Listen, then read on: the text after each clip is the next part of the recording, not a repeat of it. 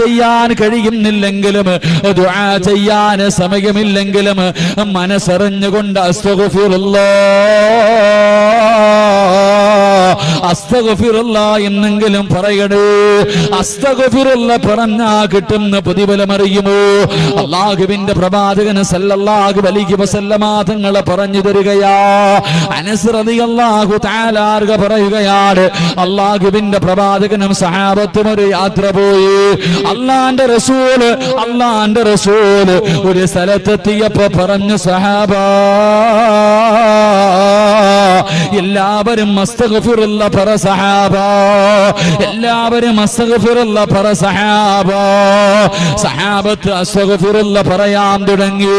സഹാബത്ത് അസ്തഗ്ഫിറുല്ലാഹ് പറയാൻ തുടങ്ങി. അല്ലാഹുവിന്റെ റസൂൽ അവിടെന്ന് പറഞ്ഞു കൊടുത്തു, സഹാബാ 70 പ്രാവശ്യം അസ്തഗ്ഫിറുല്ലാഹൽ അലീം, 70 പ്രാവശ്യം എല്ലാ ദിവസവും നീ പറയണേ എന്ന് നബി മുഹമ്മദ്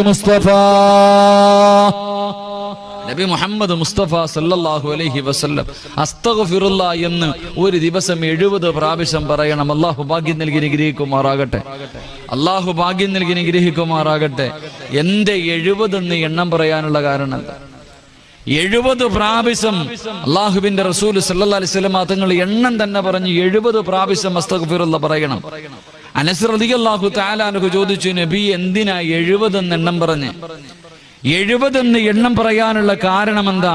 അല്ലാഹുവിന്റെ റസൂൽ പറഞ്ഞു, ഒരു ദിവസം ആരെങ്കിലും ഒരു മനുഷ്യന് 70 പ്രാവശ്യം അസ്തഗ്ഫിറുല്ലാഹൽ അലീം എന്ന് പറഞ്ഞാൽ അവൻ അന്നത്തെ ദിവസം ചെയ്ത 700 പാപങ്ങൾ അല്ലാഹു പുറത്തു കൊടുക്കുമെന്ന് നബി മുഹമ്മദ്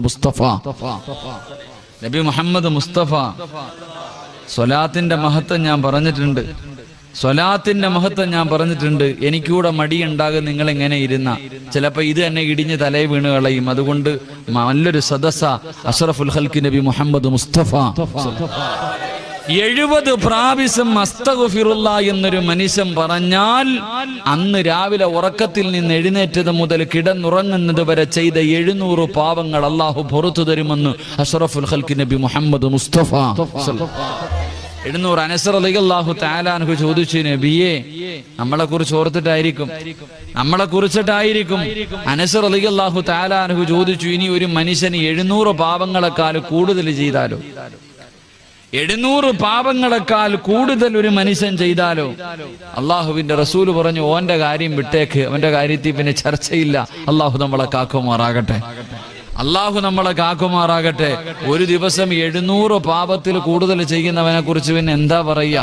അവൻ എന്തായിരിക്കും? എങ്ങനത്തെ മനുഷ്യന്മാരാ നമ്മുടെ കൂട്ടത്തിലുണ്ട്? അല്ലാഹു കാക്കുമാറാകട്ടെ. അതുകൊണ്ട് ഇൻഷാ അല്ലാഹ് ഇന്നത്തെ രാത്രി മുതൽ ഇൻഷാ അല്ലാഹ് തുടങ്ങിക്കോ. ഇനി മരിക്കുവോളം ഓർമ്മയുള്ള കാലത്തോളം 70 പ്രാവശ്യം ഇൻഷാ അല്ലാഹ് എല്ലാ ദിവസവും അസ്തഗ്ഫിറുല്ലാഹ് പറയണം. അല്ലാഹു ഭാഗ്യം നൽകി അനുഗ്രഹിക്കുമാറാകട്ടെ. ഇൻഷാ അല്ലാഹ് പറഞ്ഞൂടെ? നിയ്യത്ത് ചെയ്യുന്നവർ കൈവെക്കു, പ്രതിഫലം പറയാം. 70 പ്രാവശ്യം ഒരു ദിവസം ചെയ്ത 700 പാപം അല്ലാഹു പൊറുക്കും. 2 ഇന്നത്തെ ദിവസം മുതൽ ഉസ്താദേ മരിക്കുമ്പോഴും ഓർമ്മയുള്ള കാലത്തോളം പെങ്ങളെ നല്ലതുപോലെ കേൾക്കണേ. പെങ്ങള് എന്റെ പ്രിയപ്പെട്ട പെങ്ങളോട് പറയുകയാ, അസ്തഗ്ഫിറുല്ലാഹ് പറഞ്ഞ അല്ലാഹു തരുന്ന രണ്ടാമത്തെ പ്രതിഫലം എന്തെന്നറിയുമോ? അല്ലാഹുവിന്റെ റസൂല് പറയുന്നു, സഹാബാ നിന്നെ കൊണ്ട് താങ്ങാൻ കഴിയാത്ത വേദന അല്ലാഹു നിനക്ക് തരില്ലെന്ന് നബി മുഹമ്മദ് മുസ്തഫ. താങ്ങാൻ കഴിയാത്ത വേദനയുണ്ടല്ലോ എന്റെ പ്രിയമുള്ള സഹോദരങ്ങളോട്. സ്വന്തം മക്കളുടെ മയ്യത്ത് കുളിപ്പിക്കാൻ ധൈര്യമുള്ള ഉപ്പമാരിപ്പുണ്ടോ? പടച്ചവനെ കൈവിറക്കാതെ കണ്ണു നിറയാതെ സ്വന്തം രക്തത്തിൽ പിറന്ന മക്കളുടെ മയ്യത്ത് കുളിപ്പിക്കാൻ നമ്മളെ കൊണ്ട് കഴിയുമോ? എന്റെ പ്രിയമുള്ള പെങ്ങളെ, സ്വന്തം മക്കളുടെ മയ്യത്ത് കാണാനുള്ള ധൈര്യമുണ്ടോ? എന്റെ പ്രിയമുള്ളവരെ, താങ്ങാൻ കഴിയാത്ത വേദനകളുണ്ടല്ലോ. മാരക രോഗം പിടിച്ചിട്ട്, ക്യാൻസർ പിടിച്ചിട്ട് അല്ലാഹുവേ കടന്ന് കരയുന്നവരുണ്ടല്ലോ. മാരക രോഗങ്ങൾ പിടിച്ചിട്ട് പൊട്ടിക്കരയുന്നവരുണ്ടല്ലോ. അല്ലാഹുവേ, റസൂലുള്ള പറയുകയാണ്, അല്ലാഹുവിന്റെ പ്രവാചകൻ പറയുന്ന ഒരു ദിവസം ഏതെങ്കിലും ഒരു മനുഷ്യന് 70 പ്രാവശ്യം അസ്തഗ്ഫിറുല്ലാഹൽ അലീം എന്ന് പറഞ്ഞ അല്ലാഹു അവന് കൊടുക്കുന്ന രണ്ടാമത്തെ പ്രതിഫലം, അവനെ കൊണ്ട് താങ്ങാൻ കഴിയാത്ത വേദന അല്ലാഹു കൊടുക്കില്ലെന്ന് നബി മുഹമ്മദ് മുസ്തഫ സല്ലല്ലാഹു അലൈഹി വസല്ലമ തങ്ങൾ പറയുകയാ. മൂന്നാമത്തെ പ്രതിഫലം എന്തെന്നറിയുമോ? അല്ലാഹു നിന്റെ ജീവിതത്തിൽ നിന്നെ ഒറ്റപ്പെടുത്തൂല. അല്ലാഹു നിന്നെ ഒറ്റപ്പെടുത്തൂല. ആരും സഹായിക്കാനില്ലാത്തൊരവസ്ഥയുണ്ടല്ലോ. പടച്ചവനെ ഒറ്റപ്പെട്ടു പോവുകയാ. വാപ്പയുണ്ട്, ഉമ്മയുണ്ട്, ഭാര്യയുണ്ട്, മക്കളുണ്ട്, കൂടപ്പിറപ്പുണ്ട്, കൂട്ടുകാരുണ്ട്, കുടുംബക്കാരുണ്ട്. പക്ഷേ ജീവിതത്തിൽ ഒറ്റപ്പെട്ടു പോകുന്നവരുണ്ടല്ലോ. എല്ലാവരും ഉണ്ടോ എന്ന് ചോദിച്ചാലുണ്ട്. എങ്കിലില്ലാത്തവനെ പോലെയാ. എന്റെ പ്രിയമുള്ളവരെ, അസ്തഗ്ഫിറുല്ലാഹ് പറയുന്ന ഒരു മനുഷ്യർ അല്ലാഹു തരുന്ന മൂന്നാമത്തെ പ്രതിഫലം എന്തെന്നറിയുമോ? അല്ലാഹുവിന്റെ റസൂല് പറയുന്നു, സഹാബ, അവൻ അല്ലാഹു ജീവിതത്തിൽ ഒറ്റപ്പെടുത്തൂല. നാലാമത്തെ പ്രതിഫലം എന്തെന്നറിയുമോ? അല്ലാഹു നിന്റെ റിസ്കിൽ വിശാലത ചെയ്യും. നിന്റെ ഭക്ഷണത്തിൽ അല്ലാഹു ബർക്കത്ത് ചെയ്യുമെന്ന് നബി മുഹമ്മദ് മുസ്തഫ സല്ലല്ലാഹു അലൈഹി വസല്ലം. നീന്റെ മക്കള് പട്ടിണിയായി പോകുമെന്ന് നീ പേടിക്കണ്ട. മറ്റൊരുത്തന്റെ മുന്നിൽ കൈനീട്ടേണ്ട ഗതി നിനക്ക് വരൂല എന്ന് നബി മുഹമ്മദ് മുസ്തഫ സല്ലല്ലാഹു അലൈഹി. അസ്തഗ്ഫിറുല്ലാഹയുടെ പ്രതിഫലത മഹാനായ ഹസൻ ബസരി റഹ്മഹുല്ലാഹ് അല്ലാഹുവേ പടച്ചവനെ പ്രസംഗം നടത്ത അസ്തഗ്ഫിറുല്ലാഹയെ കുറിച്ച് പറയാ. അസ്തഗ്ഫിറുല്ലാഹയെ കുറിച്ച് ഇങ്ങനെ പ്രസംഗിച്ചുകൊണ്ടിരിക്കുക. ആൾക്കാരൊക്കെ ഇതുപോലെ കേട്ടുകൊണ്ടിരിക്കുന്നു. അവിടെ നിന്ന് പറഞ്ഞു, അല്ലാഹുവേ പ്രസംഗം ഇങ്ങനെ നടത്തിക്കൊണ്ടിരിക്കുമ്പോ ആ നാട്ടിലെ ഏറ്റവും വൃത്തികെട്ട ഒരു മനുഷ്യനുണ്ട്. ആ മനുഷ്യൻ വന്നിട്ട് ഏറ്റവും പുറകെ വന്നിരിക്കുക. ആ നാട്ടിലെ ഏറ്റവും വൃത്തികെട്ട ഒരു മനുഷ്യൻ വന്നിട്ട് ഏറ്റവും പുറകിൽ വന്നിരുന്നു വയല് കേൾക്കുക.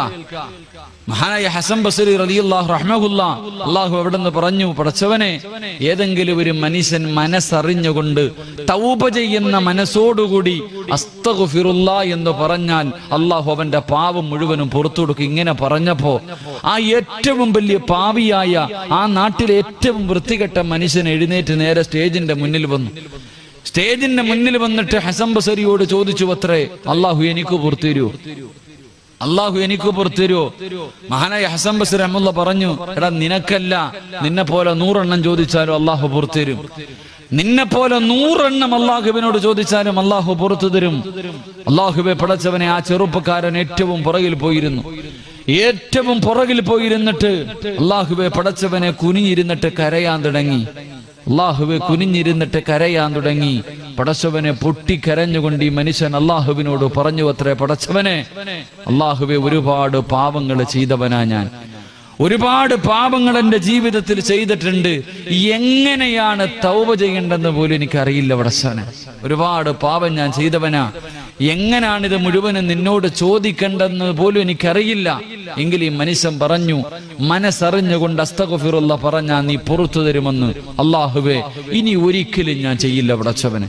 ഇനി ഒരിക്കലും ഞാൻ ഈ പാപങ്ങളിലേക്ക് മടങ്ങില്ല. അസ്തഗ്ഫിറുല്ലാഹൽ അലീം എന്ന് മനസ്സറിഞ്ഞുകൊണ്ട് ഒരു പ്രാവശ്യം പറഞ്ഞിട്ട് ഈ മനുഷ്യൻ അല്ലാഹുവിനോട് പറഞ്ഞു, പടച്ചവനെ, എന്റെ പാപം നീ പുറത്തു തന്ന 3 അടയാളം എനിക്ക് കാണിച്ചു തരണം. എന്റെ പാപം മുഴുവനും നീ പുറത്തെങ്കിൽ ഇനിയുള്ള കാലം എനിക്ക് മനസമാധാനത്തോടെ ജീവിക്കണമെങ്കിൽ 3 അടയാളം നീ എനിക്ക് കാണിച്ചു തരണം. 1, ആ മനുഷ്യൻ പറഞ്ഞു, പടച്ചവനെ, എനിക്ക് ഇൽമു പഠിക്കാനുള്ള ആഗ്രഹം തരണം. 1, ഇൽമു പഠിക്കാനുള്ള ആഗ്രഹം. 2, ഏറ്റവും മനോഹരമായ ശബ്ദം. ഈ നാട്ടിലെ ഏറ്റവും നല്ല മനോഹരമായ ശബ്ദം എനിക്ക് തരണം. 3, എനിക്ക് ജോലിക്കൊന്നും പോകാൻ വയ്യ. 24 മണിക്കൂറും എനിക്ക് ഇബാദത്തും നിന്റെ കാര്യമായി കഴിയണം. എനിക്ക് തിന്നാനുള്ള ഭക്ഷണം എല്ലാ ദിവസവും രാവിലെ നീ തരണം. എന്റെ പ്രിയമുള്ള സഹോദരങ്ങളെ, ഈ ചെറുപ്പക്കാരൻ അല്ലാഹുവേ അസ്തഗ്ഫിറുല്ലാ പറഞ്ഞു.